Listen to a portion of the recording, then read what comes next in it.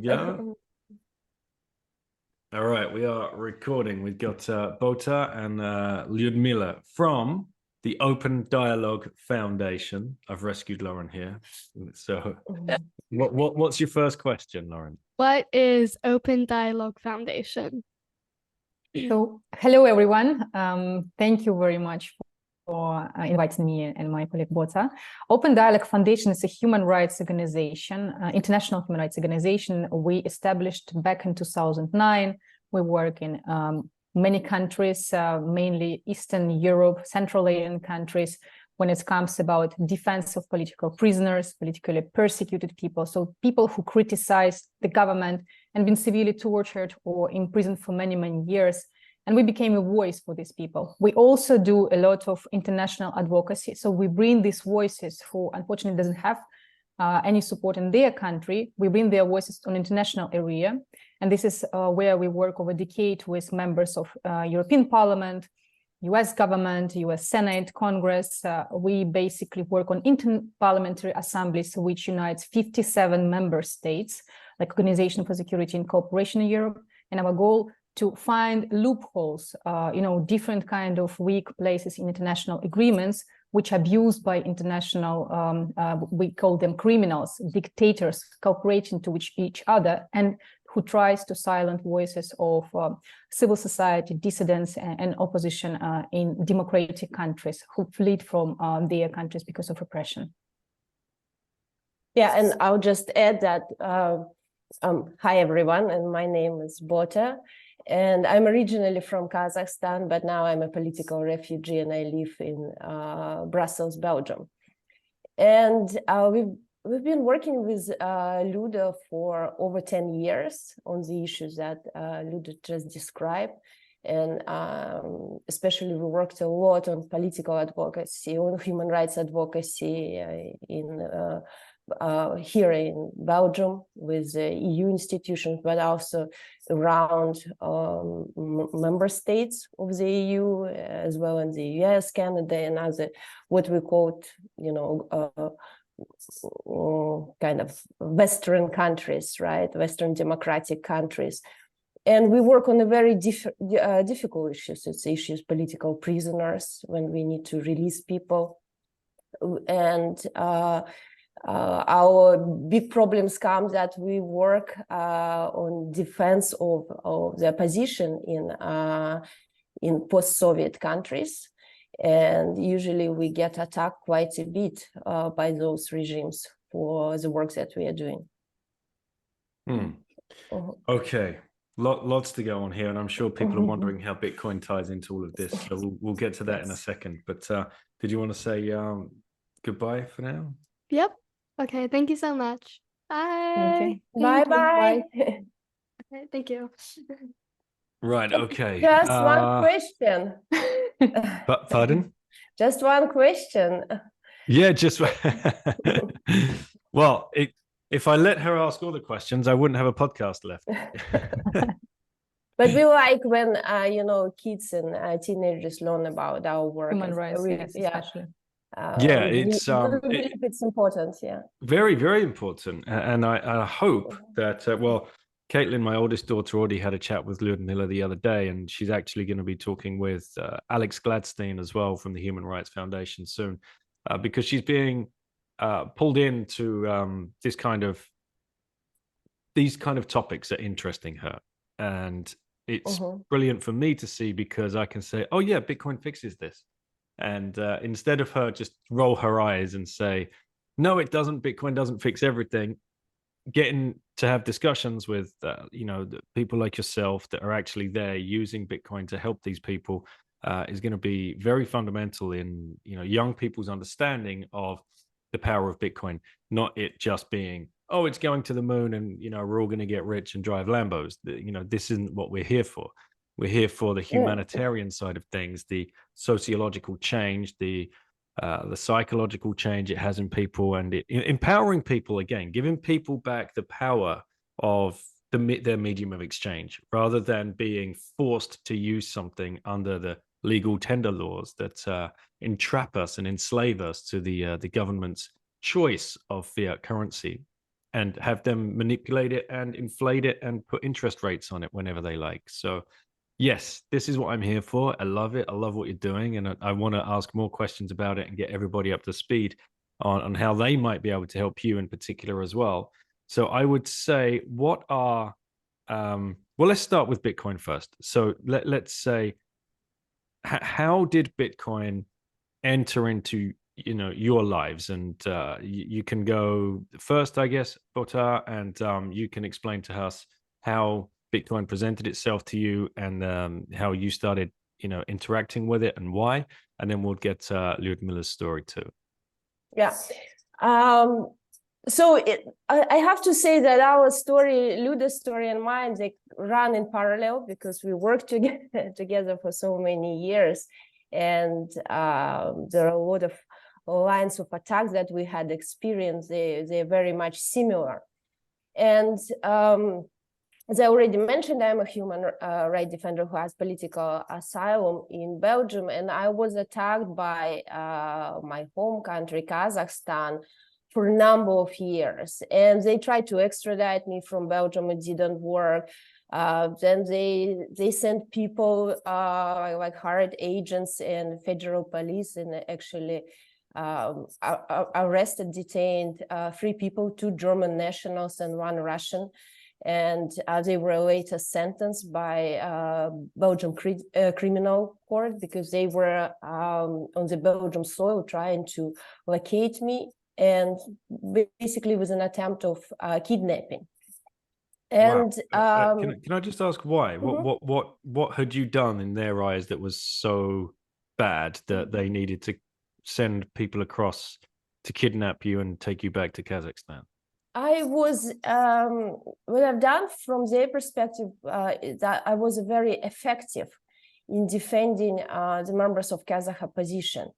And I basically became a voice of Kazakh civil society, of Kazakh opposition, kind of a link between people on the ground in Kazakhstan, victims of torture, political prisoners and their families, and the Western institutions, I mean, European Parliament, parliaments of other member states, and I would deliver their messages there. Then I also helped people around member states to put together legal teams and fight against politically motivated extradition. So, if I may just add more human stories. So yeah.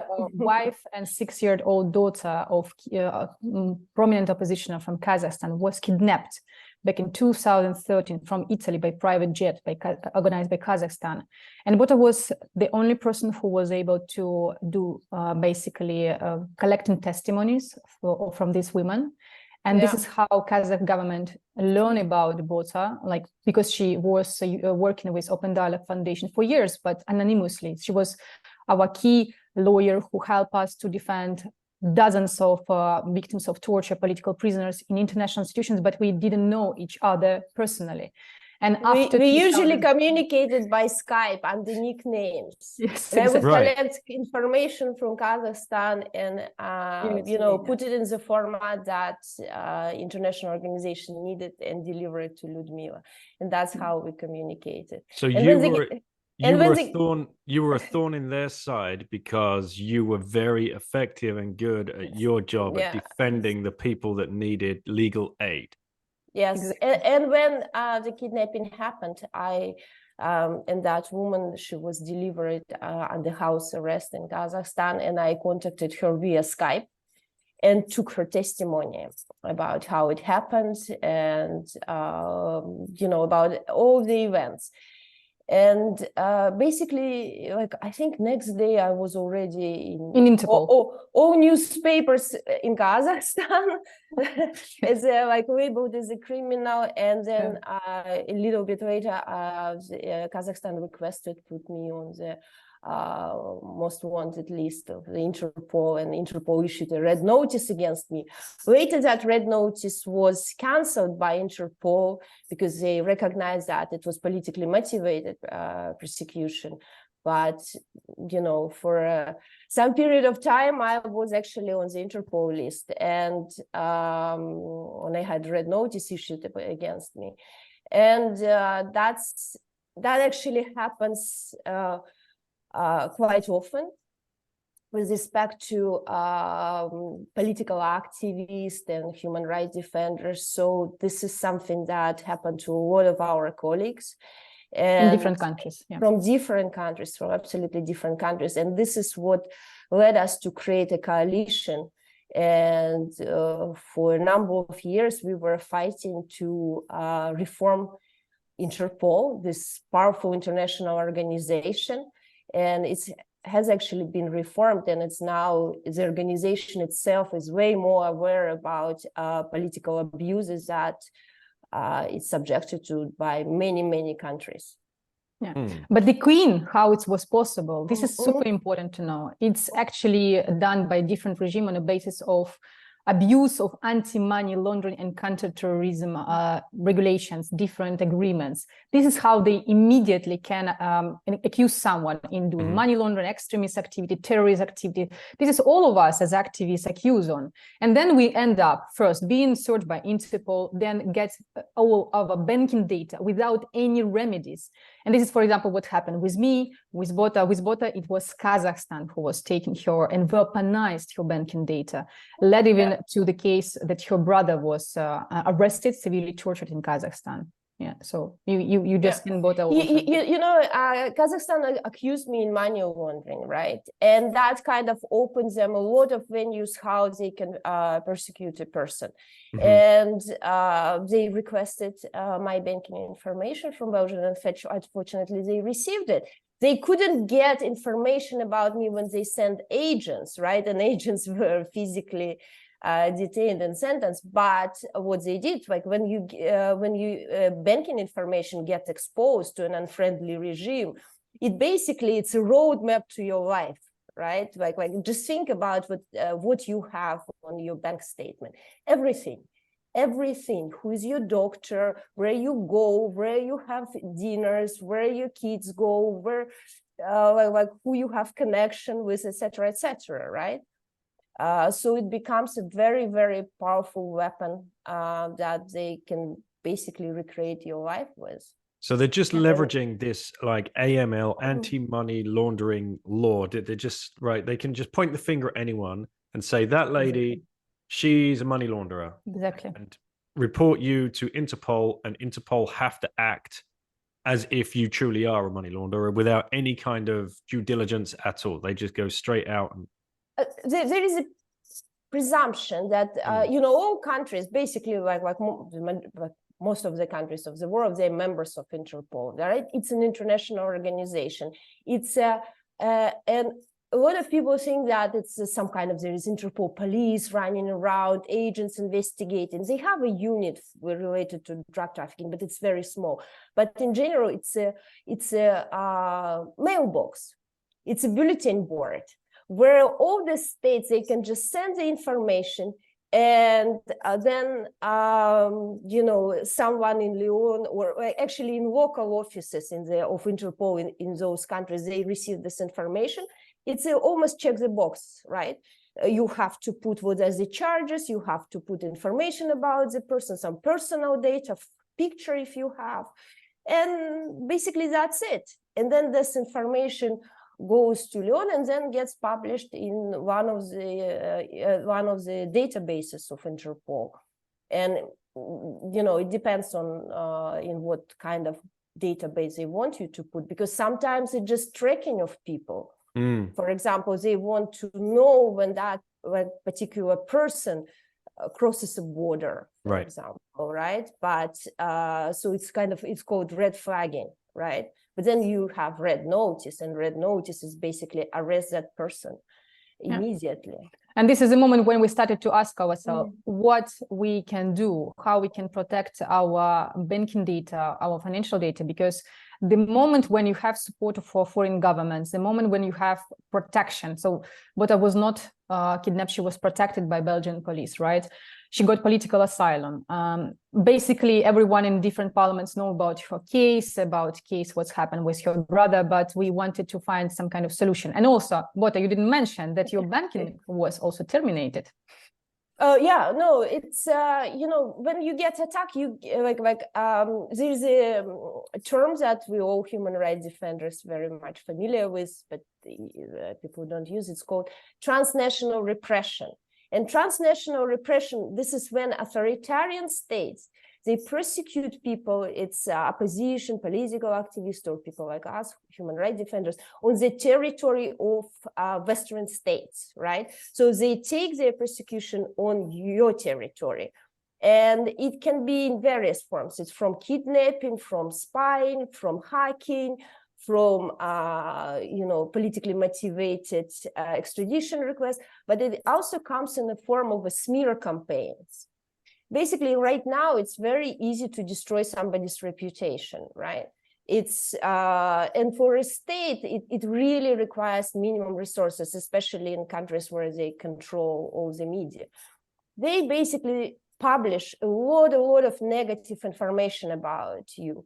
And it's really, it's the point is that it's just to have that every time when somebody Googles you, you have only negative information. This is something they sometimes even hire companies and do Google search engine optimization, they call it. Optimization, it means that any real and positive information about a person gets like on page 10, and everything negative that is basically on some kind of unknown websites in various languages, it gets on top. And this is what those states do. And when you are subjected to this smear campaign, and I was subjected to a smear campaign, and it's still happening in 5 different languages. Lyudmyla actually was subjected because 26 languages. We did the search in 27. In 27. Ah, yes, yes. In now 27 languages. Yeah, you probably, some of us don't even know, like cannot name 27 different languages. But the problem with that is that they're trying to make you toxic, right? So you, like, donors afraid of you, other human rights organizations kind of become very concerned about you, what is true, what is not true. And then politicians, you know, they take these articles and specifically bombard members of, for example, European Parliament, it was in my case, with those articles and saying that don't meet with that person, this person is a very dangerous criminal. And this is how they try to destroy reputation.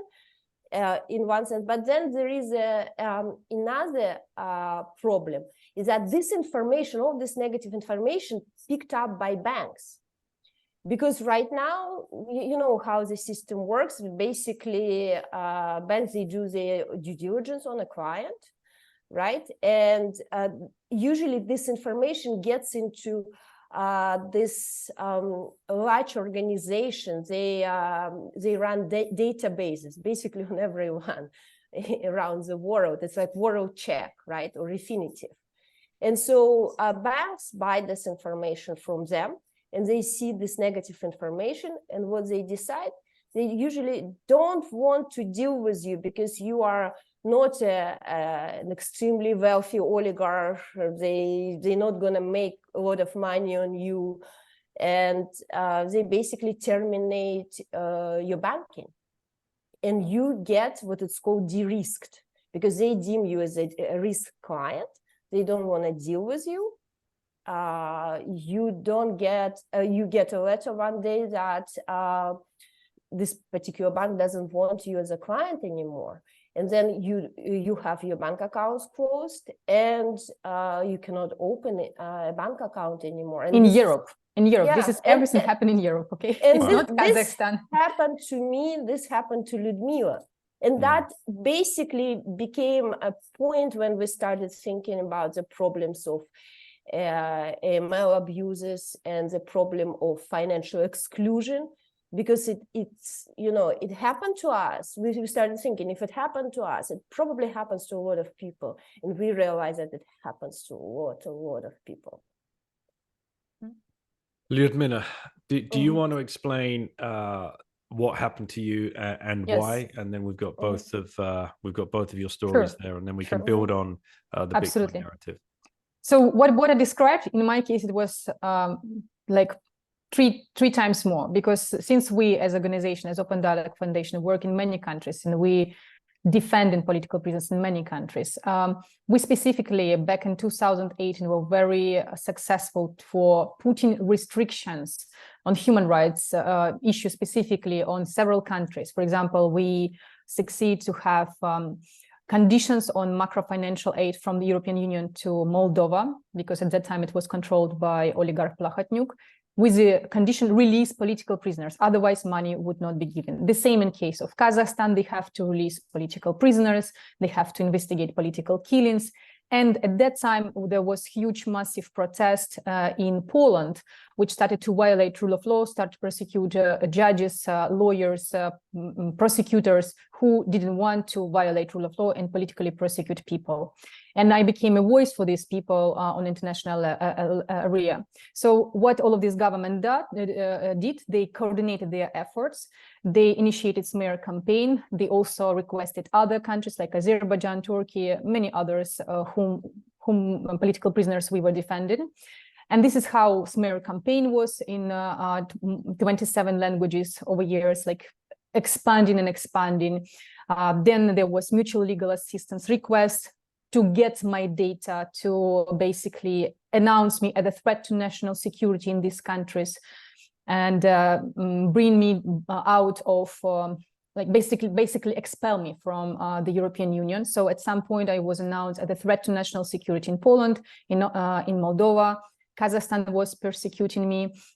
And to overcome it, of course, we started to expose this political persecution. I got support from many governments. While a threat to national security in Poland, I was national interest in Germany, France, UK, Switzerland, Belgium, where I got protection, and UK. And of course, I can now travel easily in Europe. I cannot just go for security reasons to Poland and Hungary, where human rights and rule of law violated. But I am protected in democratic countries. And with all of this situation, while these regimes were not able to basically remove me from European Union, I was able to continue my human rights work. I ended up in one moment being completely financially isolated, living in Belgium, living in Brussels, just 15 minutes from by walk from European Parliament.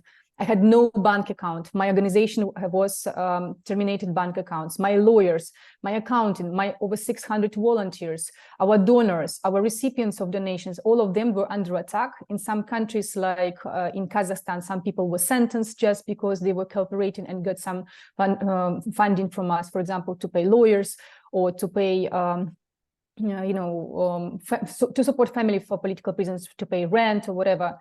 So it makes me really scared at some point. So how it's possible with all support what we have from European Parliament, national parliaments and governments from the European Union, we were completely financially excluded.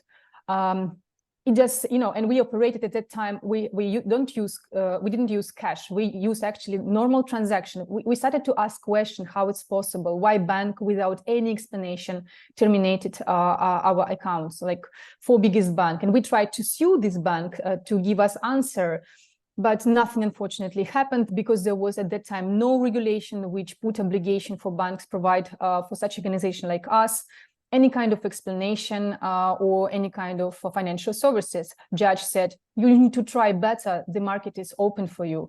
But it's not true, because NGOs not generate profit at all for financial institutions, and we just for them risk clients. And this is the moment when our foundation, me personally, our basically activists, we started to use Bitcoin. And this is how we survived, being under huge repression, financial exclusion, being in the heart of Europe. And we not only survived, we actually initiated reform of anti-money laundering regulation, exposing that it's not only my case, that it's not only Bota's case, it's cases around the world, refugees and activists who came to democratic countries. It's lots of people just associated with so-called risk zones. So, for example, we provide humanitarian aid to Ukraine.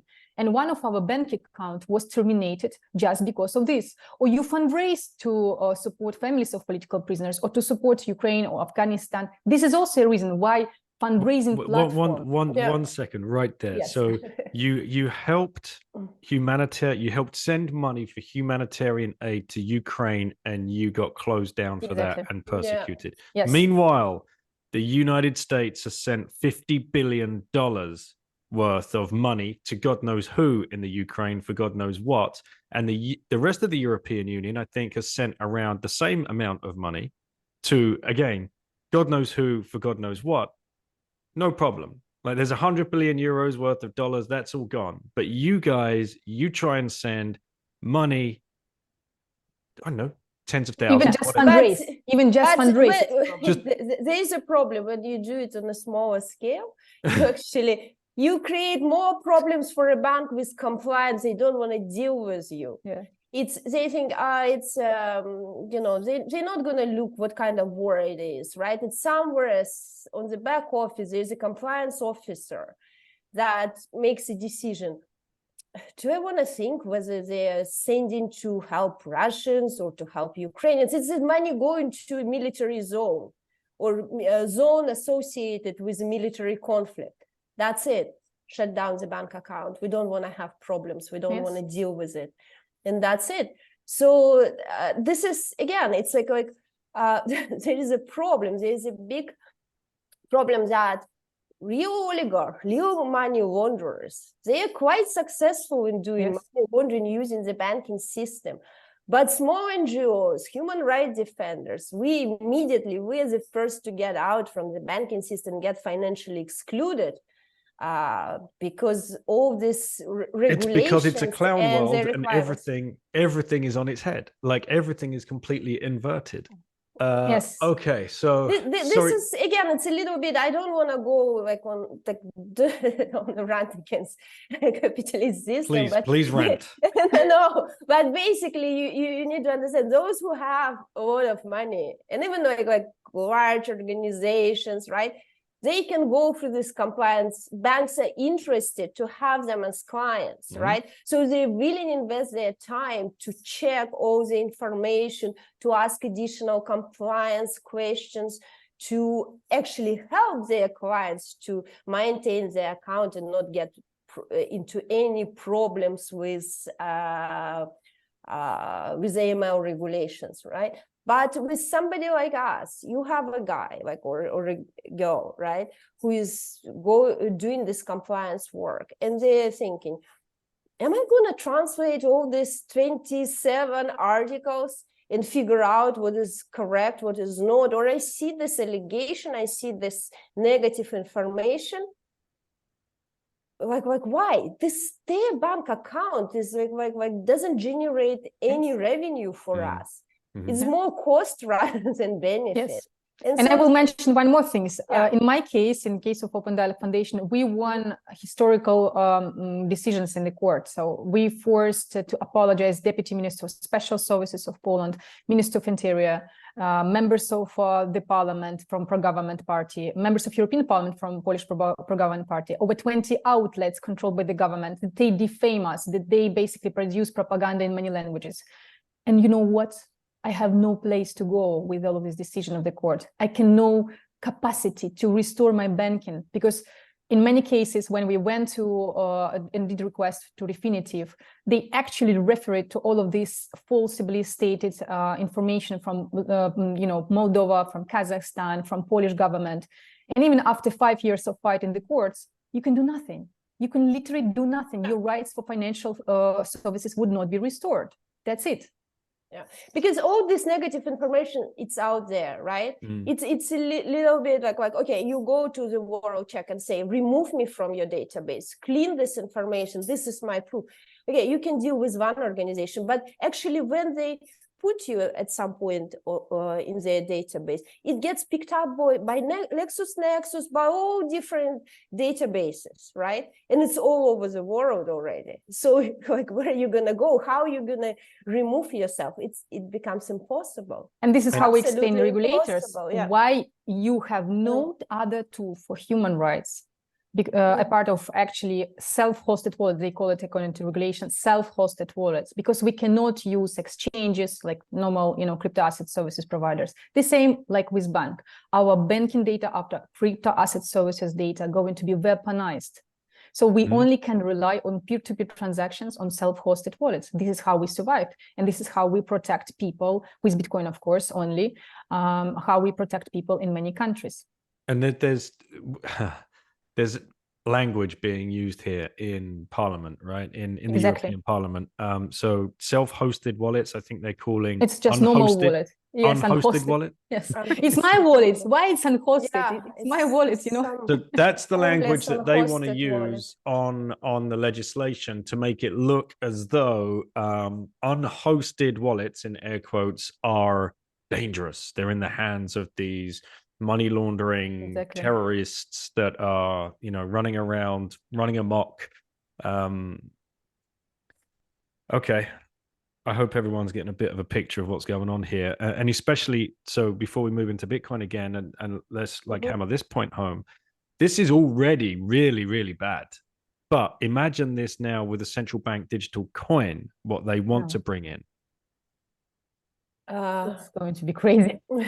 Yes, then it's, we as people that very much believe in protection of data, protection of personal data, and kind of controlled anti-money laundering regulation. We believe that it's definitely anti-money laundering regulation and countering terrorist financing. It's extremely important, but it doesn't mean that it should become a tool for authoritarian regimes to go after people and organizations and basically destroy the civil society. And this is what we see now happening around the world. And with CBDC, it can become even way more easier. We get into the whole Orwellian state when it's, a total control of the state, and you can do whatever you want. And people are asleep because they think, okay, we've talked about countries so far, like you've named Ukraine, Russia, Kazakhstan, and people might just like brush that off and roll their eyes or whatever. But you've also mentioned Poland. And we also know what happened in Canada when they froze people's bank accounts when they were sending money across to the Freedom Convoy.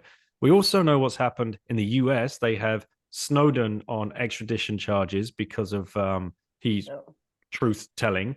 Assange in the UK, held by the UK under extradition charges from the US. Everybody's at this. It's not just like a hotbed of ex-communist states and authoritarian dictatorships.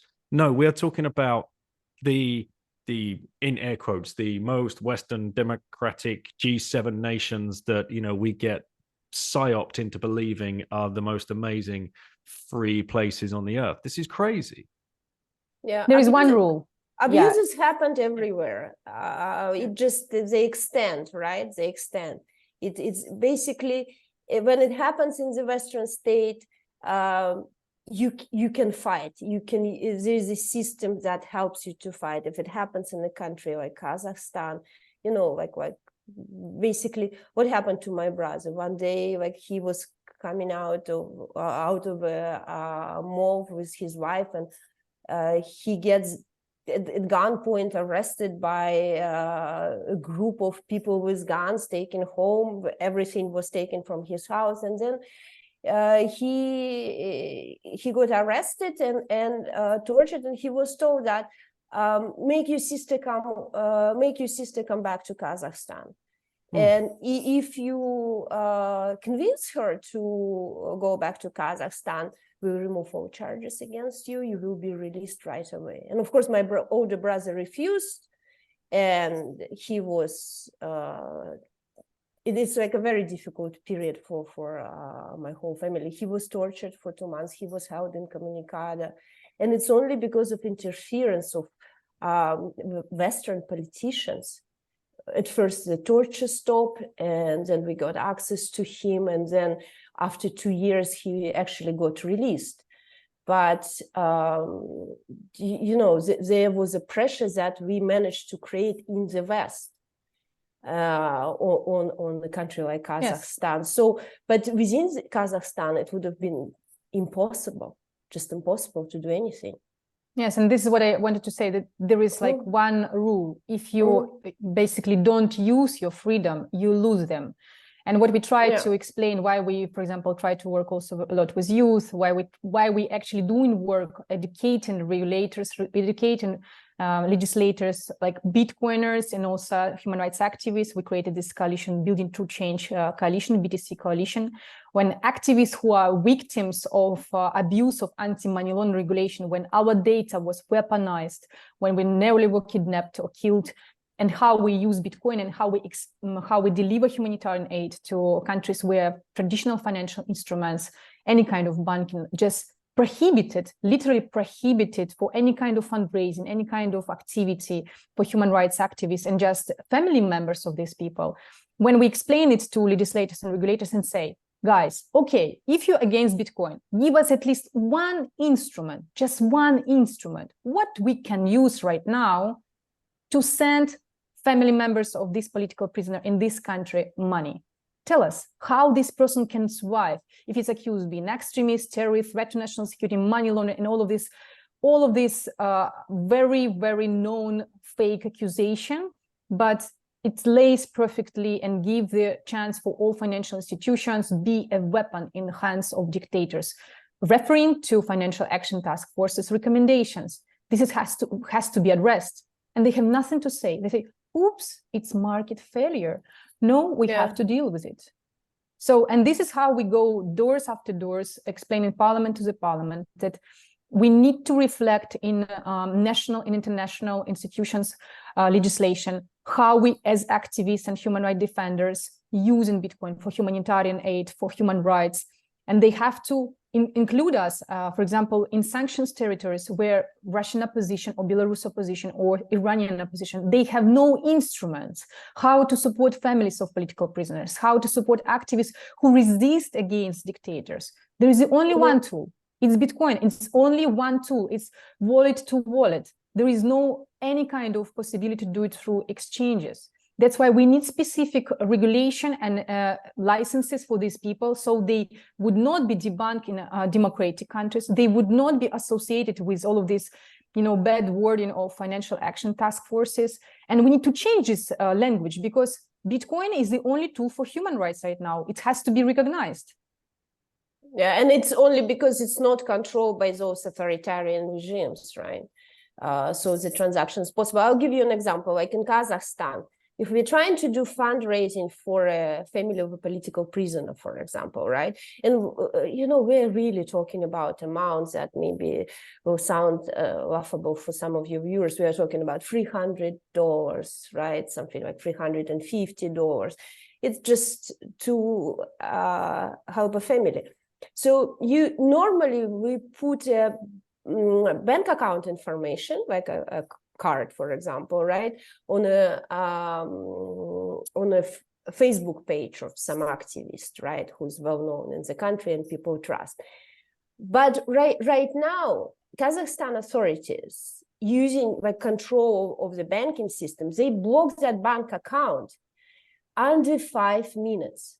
Under 5 minutes. And then person who gives this bank account, they can be charged with money laundering and financing of extremist activities, and the same with donors. So you transfer $3 equivalent, like $5 equivalent to that bank account, you will be charged with financing of extremist activities. And so it becomes impossible to help and impossible to raise money, for example, for legal defense. And this is when we realize that we have to educate people, the community, about use of peer-to-peer transaction, use of Bitcoin. And if you sent the $3 across, you might even find yourself on an Interpol list, right? As you were explaining earlier, as financing terrorist activities or extremists. Yeah, if you're within a country, you will be just arrested. If you're outside of a country, they can add you. Yeah. Yeah. Yes. We have a case of one a member of the parliament who actually supported our activities. He understood it quite easily. once we came to him and started to say that, look, this is Obin Vosu, he used to be a representative of a regulated exchange, and this is experience. He will explain why such people like us have no even chance to get access to any regulated exchanges or any financial institutions. And there is us, activists, who were deprived the right to have financial services just because of our human rights activity in Europe and also outside of Europe. Said, no, hold on, guys. You know, I tried to send money actually as a member of parliament to basically politically persecuted judge in Turkey. And you know what? My banking was immediately frozen. So it also was a European country. And he was like, okay. It's a bank account of a member of a local parliament in a European country. Yes. Like the bank account got frozen because he tried to help a former judge in Turkey. And because that judge is on the list of, he was labeled as Gulenist, right? As a kind of, and they have this list in Turkey, list of terrorists and those who finance terrorist activities. And so Turkish regime can add anyone to that list. And that list, you would think that, oh, but everyone knows about Turkey violating human rights. Nobody cares. It's a list. It's a database of terrorists, people who finance terrorism. So immediately their banking gets terminated all over the world. Yeah. That's how it works. So it becomes a very powerful tool, very powerful tool. All right. Okay. So now let's move to the problem at hand that we face at the moment as Bitcoiners with the policies that are trying to be made and the regulations that are trying to be forced through the European Union at the moment. So if you just want to, one of you take a topic each, because there's a lot of attack vectors, right? So why don't we take one at a time? Yeah, let's I'll give a general overview, right? And then Luda, you go into more details. Just basically, when we started using Bitcoin, we realized that there are basically 3 lines of attack on Bitcoin at the regulatory level. And first, it's related to basically, they label Bitcoin as an energy wasting mechanism. It's a threat for energy security in Europe, right? Then there is another line of attack. It's something that Bitcoin mining is environmentally harmful, right? And then the third line of attack, it's an instrument for money launderers, what we already discussed, right? It's an instrument for terrorists. And basically, it's kind of a general allegation that makes it very hard for us, human rights defenders, to be associated with an instrument like that, right? If it's labeled as an instrument for money laundering. This is how we started the process of our advocacy, because we had to speak with the regulator and explain, no, there are a lot of human rights organizations, a lot of political activists that use Bitcoin and use it for the following reasons, and then we give them the reasons. But these 2 lines of attack, that is energy wasting mechanism and it's environmentally harmful, it's still kind of, there's a lot of work need to be done. It needs to be done not only by us, but actually by Bitcoin miners, but Bitcoin enthusiasts, advocates for Bitcoin. Plebs. We need the pleb army. Exactly. Like in US, for example, in US, there is quite active community who works with regulators and legislators, educating them. And whenever this attack, we observe it on Twitter. We know that people go into the Hill and they explain, they work on people on a local level with regulators and legislators. And this is, at some point, it mitigates risk. It's given more freedoms for miners in US. In EU, it's completely other situation. First of all, it's just a few miners in EU. And if there is, they actually prefer to move just once there is a threat to proof of work. But we, as human defenders, we cannot move. We actually receiving, as we have said before, support from Western governments to defend political prisoners. And we don't have other instrument, just a part of Bitcoin. So we have to defend it. We cannot allow anyone who is from one side, our friends, to defend human rights, to label the only financial instrument what we have, Bitcoin, and proof of work, which is key. There is element of functioning of this financial instrument, to label it energy waste or energy security. Imagine Russian activists who is already accused of being a threat to security in their country, use an instrument which in public opinion in Europe will be associated with already European or global energy security threats. It's just impossible. You would not get donors, you would not get support for your activity. So that's why we as a coalition fighting with this propaganda.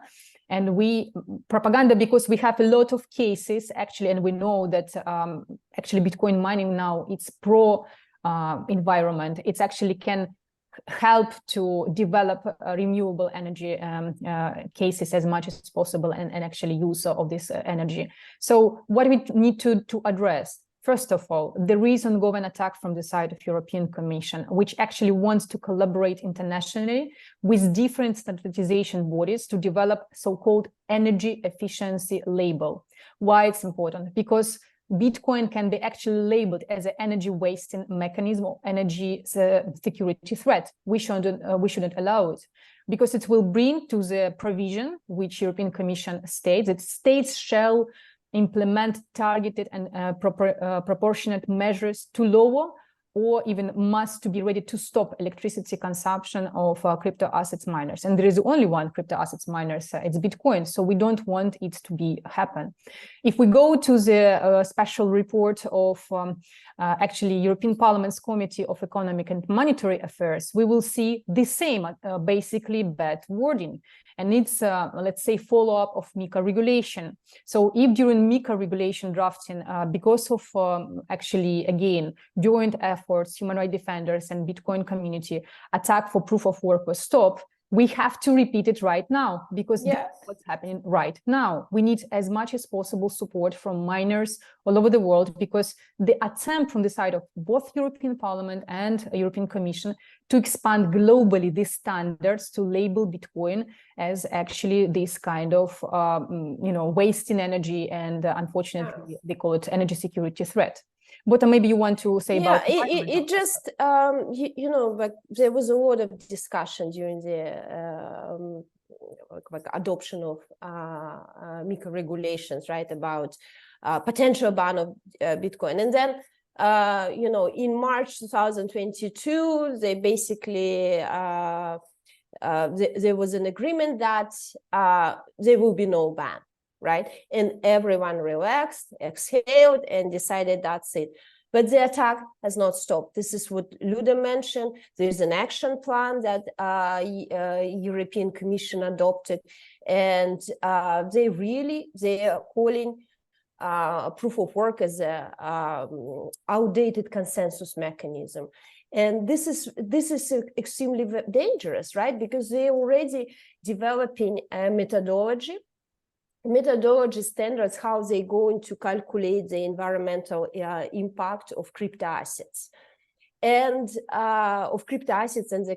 their consensus mechanism. And even in the description of how this methodology should be developed, right now there is a tender that European Parliament issued, and European Commission, sorry, and they're already saying that that Bitcoin mining can undermine sustainability goals of the European Union that in line with the Paris Agreement. So they already have this language, quite negative language. And we know right now, we all seen the Bitcoin community was very happy about the KPMG report. They see that all these large institutional investors have interest in Bitcoin, and people relaxed, and they decide, okay, now Bitcoin is untouchable. But this is kind of two parallel realities, right? It's like Marvel and the regulatory reality in which regulators live. But we need that those realities should intersect, because there is a problem that we got into Bitcoin because we love this decentralized nature of Bitcoin.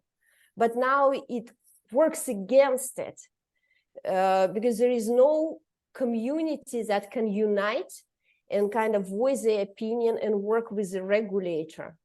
In Europe, in US it's work, yes. In US it's a different story, but we are talking about the huge market, right? It's 500 million. And this is, don't forget, Europe, it's basically G7 countries, right? And this is, they set up the tone for the whole world. And when the European Commission speaks, they always speak that it should be their approach should be not only at the EU level, it should be on the global basis. Yes. So it means that if we have this negative language here, then it's going to be expanded elsewhere around the world. And we don't believe that with this level of adoption of Bitcoin, it will be it will have a very negative effect on the community. And as Lyuda mentioned, for us, it will be just deadly. We won't be able to use this instrument anymore.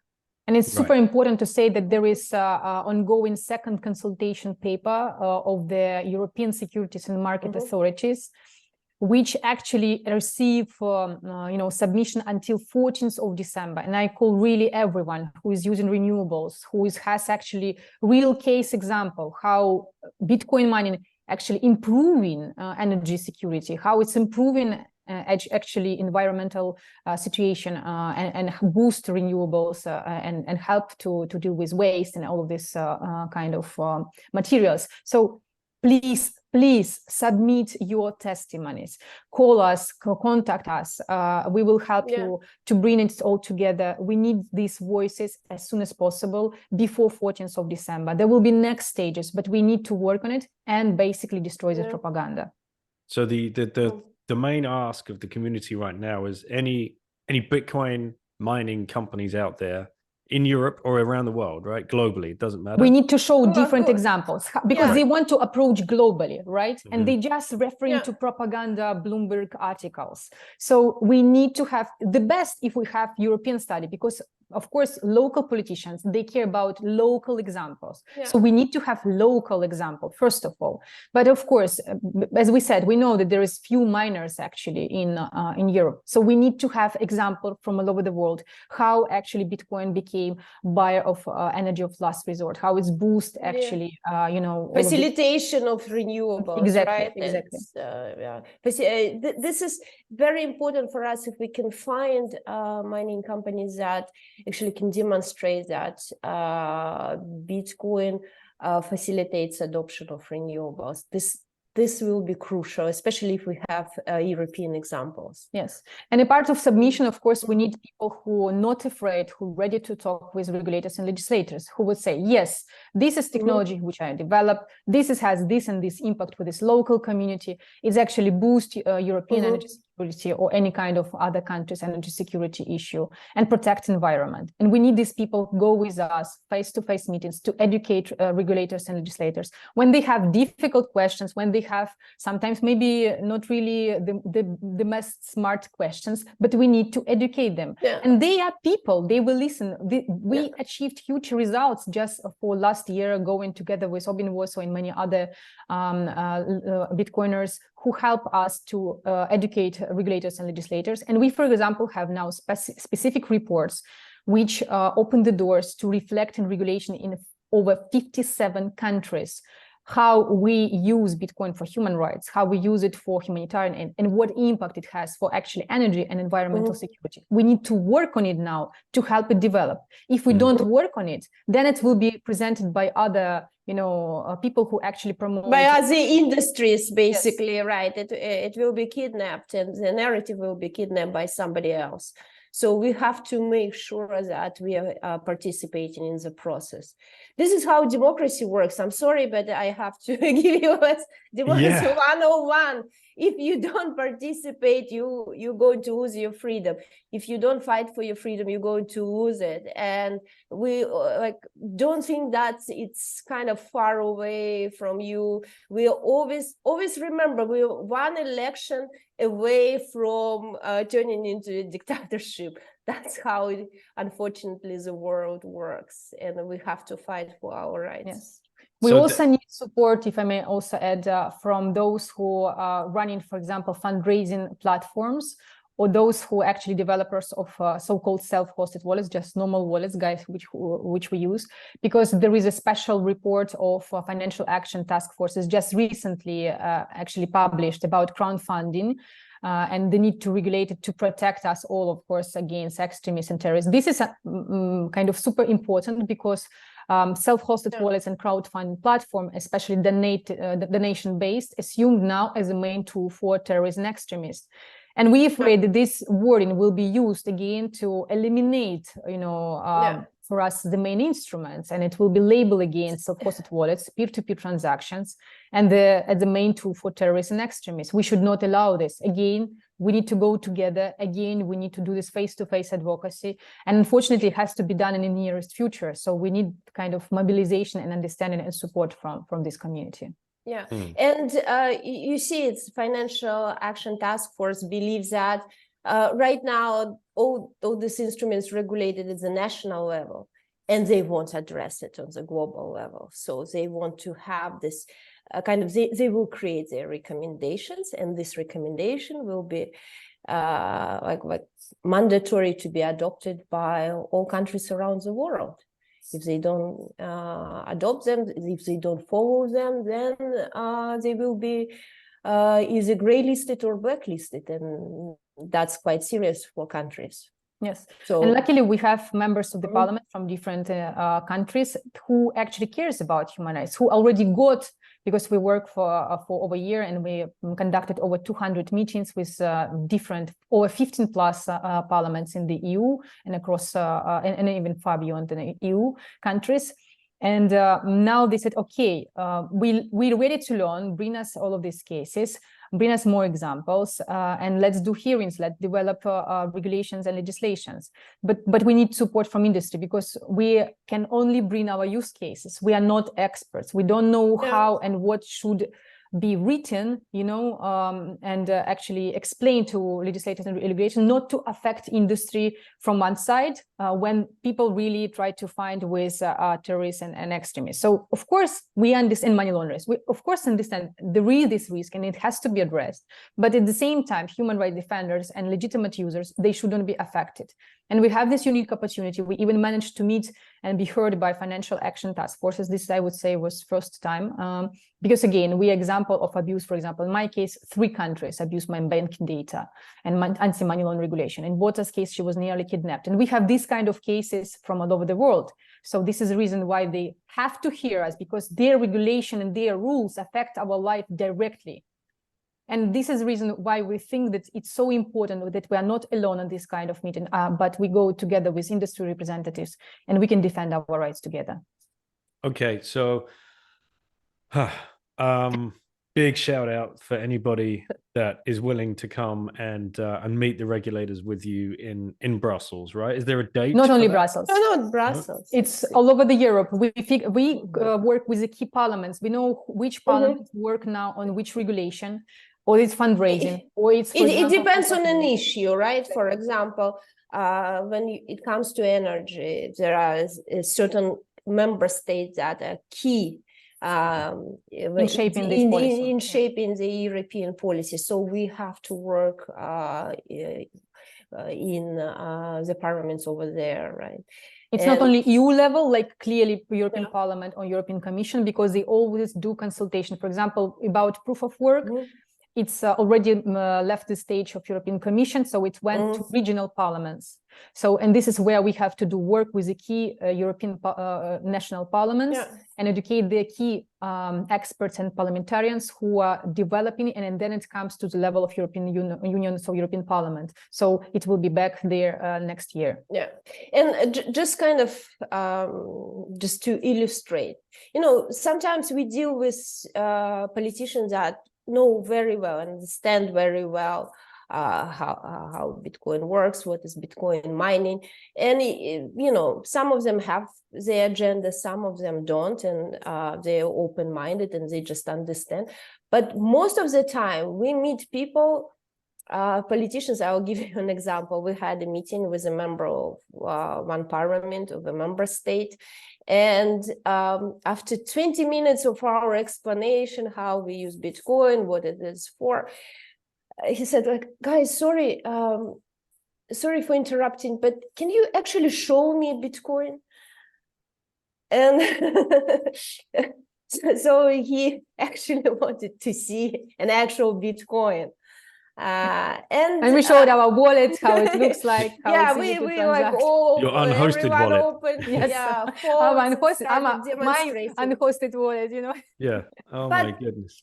But that's we should not look down at those people, but we need to understand that we have to educate them. Otherwise, they're going to adopt the position of the regulator. And so it's not going to it's not going to be good for the community. That was one of my questions and concerns as well, because as you well know, in the Bitcoin space, there is a general lack of trust in politicians and policymakers and regulators and governments. You know, so I would my question, I suppose, is, if we can get in front of the right people, how alert are they? Are they willing to listen? Are they willing to make a change? Or is there a career risk to them attached to their understanding of it? Because if we go in and explain it, and then they've got to go to the European Commission or the European Union or European Parliament and say, hey, like, we got to stop and we got to rewrite all of these regulations, and they're the only guy in the room or only girl in the room saying that carries a career risk for them. That's why it should be not only one person. This is first. And this is where democracy works. So we have a privilege, being in European democratic countries, that we actually can explain and build this coalition. We never work with one person. We work always cross political parties. And we, for over 10 years, works with national parliaments, European Parliament, and inter-parliament. Just explain that we need to make a difference between, you know, bureaucrats, right? People that have careers, that actually those what we call regulators, right? It's national banks or some task forces or commission, European Commission, right? They're bureaucrats. Those people that go get salary and we don't elect them. And then you have people that are actually elected politicians. And elected politicians, a little bit different story, right? They depend on those who elected them. They need to have this kind of reaction from people who voted from them, from their constituency, and they're willing to listen to. And so with their help, we open doors to the regulators and to the bureaucrats. And as Luda mentioned, we work across party lines. We never choose to deal with just one person and rely on one person. We have to educate a lot of people. Yes, and there are a lot of rules which actually give you right to access information, actually participation in a legislative process. We actually don't have this right in financial action task forces. This is what we advocate, and we ask specific G7 countries, governments and parliaments to actually establish the same, like in case of Interpol was, that Interpol has to basically listen the voices of human rights experts on specific cases. The same we want to have in financial action task forces. So it's not too late when they already announce these recommendations and they by default affect all of our lives. We actually should have right to participate in before it's issued and before it's published. And it has to be done in every basically level of legislative process. And this is what we know how to do, but we need to have support. You don't need to believe. You use your actually the best formula, proof of work. You just go and to see what we were able together to do together with Bitcoiners and human rights activists across the globe for the last for this year since 2022. And you would see that if you talk to regulators, if you build coalitions with parliamentarians from across the world, you're actually able to open doors and change this narrative. It's all about clear messages. It's all about motivation, use cases, and all truth actually on our side. Propaganda can be only destroyed when you enforce truth and you explain it openly. This is why we are open dialogue. This is why we talk to regulators. And I'm absolutely sure you don't need to trust, you verify. You go and you do a proof of work with regulators and legislators. Okay. Who would be the best person to come along with you? Give me a list of 5 people. I'll see what I can do. So we need minors. Minors is number 1 because we need to define proof of work. So minors who ready to show their minors, especially EU minors, if they exist, because you know, we know some of them, but they are not willing to. They worry. You know, they're not used to speak with with politicians. They have this negative attitude towards them. So, but we need to have them on our side because they have to come and explain how they operate and why the law should not like basically I would say that answer difficult questions, some difficult questions. Is it a personal worry from the person that doesn't want to be put in front of the politician and regulator, or is it more of a they don't want the company to be exposed? Do you have any idea of like the reasoning behind why they wouldn't want to? I think people don't trust. They don't want to have their business exposed. They don't know where it's going to lead. You know, there are different concerns. And I would say one more issue, because when even we as an NGO struggled with anti-money laundering abuses, our lawyers advise us not to talk publicly about it. And this is why don't mention that you don't have a bank account. Don't mention that you had your bank account closed. Be quiet about that. This is what this type of advice. And then it's of course more comfortable for regulators and legislators to say, okay, guys, but you were the first one who came to us with this problem. It's maybe just unique cases. But the problem is that there is huge self-censorship. And this is something what we have to overcome. Look in US. In US, minors are proud to be minors. Of course, it was a progress. Of course, it was fight. But if you don't fight, you don't have progress. That's why we say, guys, you need to fight. It's fine. You are living in democratic countries. We need to fight, and we will be able to defend our rights. We shouldn't give up in all of our freedoms. It's actually a good example that Luda mentioned, financial exclusion. We know a lot of people and organizations that lost their bank accounts and they're afraid to speak up. They're afraid. They tell us, but they're like, no, you cannot have our testimony. This is like, we were told it's too dangerous. We were told that maybe if we try harder, we find something. So they're not willing to fight for their rights. And sometimes it's even, I will use my wife's bank account. So a person is willing to live outside of the financial system, but not to be exposed and not to fight for his rights. It's very unfortunate. That's why they look at us and like, you're just an extreme example. No, we're not an extreme example. We're just not afraid because we are used to fighting for human rights and for rights of others. We have to fight for our freedoms as well. And because we were not silent, because we were not silent, we actually established and we have like connections with members of the parliament, Belgian parliament, and we have now a special law which guarantees actually bank account for everyone from civil society, even diplomats, people associated with us. So everyone who is using also crypto assets, because before, if you just use it, you would be immediately debunked. But we fighted for it. It was a process and we have it. We should never be afraid if we have truth on our side. Exactly. We do. Exactly. There's absolutely no doubt in that at all. Okay, and I know you mentioned Obi earlier, Obi Nwosu from Fedi ex of CoinFloor. He's He's our been along angel. with you. Yeah, he's He's such a good sport. We dragged him through so many boring meetings when he had to repeat the same thing over and over. One day we had over 20 meetings and he never complained. He Never complained. And you had Mark as well, I think, Mark Morton. Yes, from yes. Oh, Mark is just wonderful. Mark was absolutely charming everyone. Incredible impact on the politicians. He's like mesmerizing.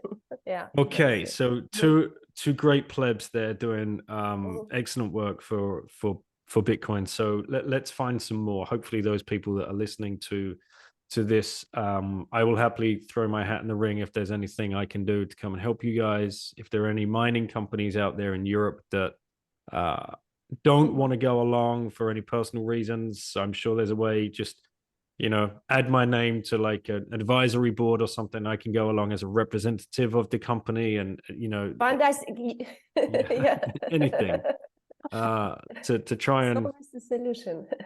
educate these people the right way, because if we leave it to the mainstream media to educate them as to what Bitcoin is, of course they're going to get the wrong idea. And absolutely. We've got the game theory of Bitcoin is beautiful as well, because we've got the wind in our sails at the moment. Like it or hate it, it doesn't matter. It's happening with the Bitcoin ETFs that are going to get probably the green light to get the go ahead in the US. So that's going to make a huge impact as well, and start probably bringing, I hope, Bitcoin headlines, more positive Bitcoin headlines to the newspapers, which might get in front of it, because it's been over a decade of FUD so far. So this tide has to change. So anybody listening to this that has been inspired and can reach out to you, what's the best way to get a hold of you and get in contact? Through Twitter, through Telegram. We're happy to share contacts, Signal, email. So it's easy to find us, but we're happy to give you, of course, Danielle, our contacts, and you can just put it under this video. Okay, excellent. Just Twitter is very easy way to contact us. Final question I ask everybody. If you had one last orange pill, i.e. solid, packed pill full of Bitcoin information, Bitcoin top to bottom, you're going to get it in one pill, who would you give that pill to and why? This is a hard question, because I don't want to have it for one person. I always distribute it, and actually my networking activists for over 1,000, and I always say, guys, we have new wallets. We know how to use it. So I never think about one person. I think it's one person is dictatorship. Yes. One person is dictatorship. We have to spread the information. Exactly. We don't believe we don't believe, this is what we've always been taught in authoritarian countries, that there is nobody else, there is no alternative, so this person, only this person, who else but this person, right? We don't believe in that. We think that this pill, it should be, I don't know, mixed with water and spread around. Exactly. Everyone should know how to use it, because this is what makes us stronger. Decentralization, completely decentralization.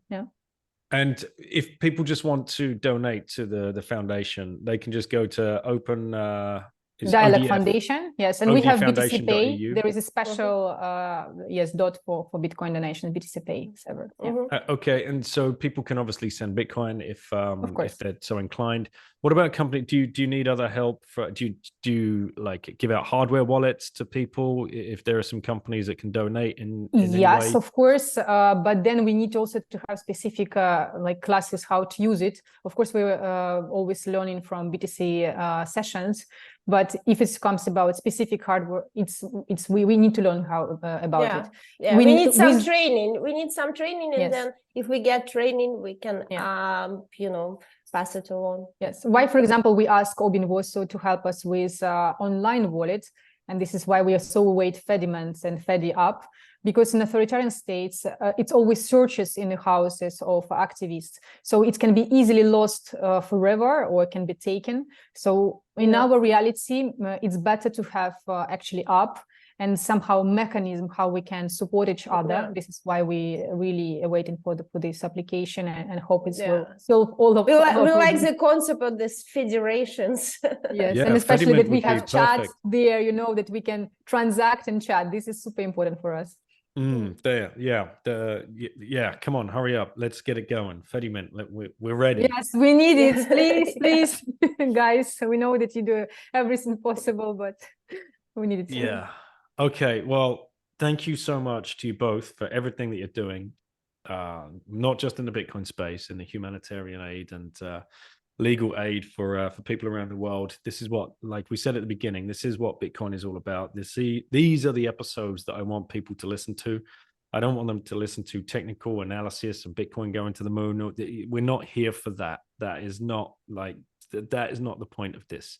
Bitcoin is not the end game. It's just the beginning. This is the beginning of a much better, more civilized world where we can all interact with each other in a peaceful manner. And you're doing incredible work. So thank you both for coming on and sharing. Thank you. Thank you.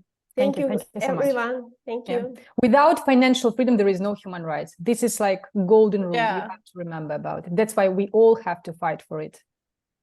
Amazing quote. All right. Thank you very much. Thank you. Thank you. All Thank right. you so much. Bye-bye, guys. Thank you. Bye-bye.